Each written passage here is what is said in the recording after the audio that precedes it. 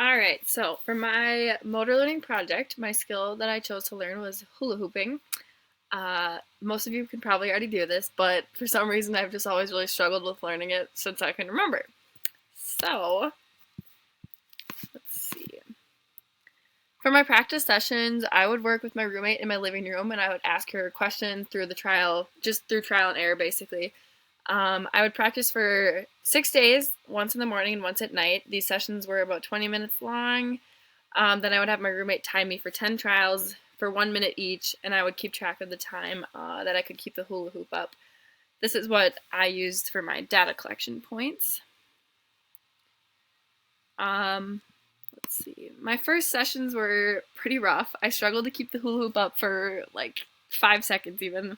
It was frustrating, but I knew it was the beginning, so I didn't really have any high expectations for myself. Um, Over the week, my practice sessions allowed me to have success through my trials. By about session 7, I was able to keep the hula hoop up for longer than 30 seconds, which was pretty good.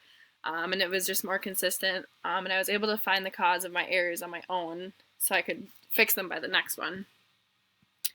When looking at the change in my journal entries, I think that one of the most crucial elements to my learning was my motivation. When I had my early morning sessions, I often was just tired and I was really cold and it just didn't make me want to do anything. So I just always struggled in the morning whenever I had my sessions.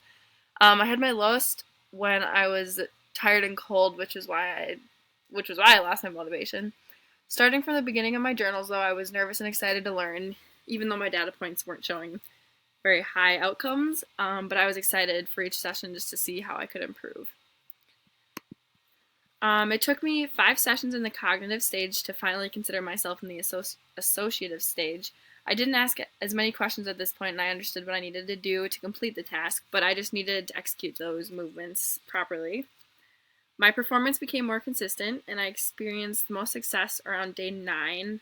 And I guess I'm happy to say that I can now hula hoop at the age of 21.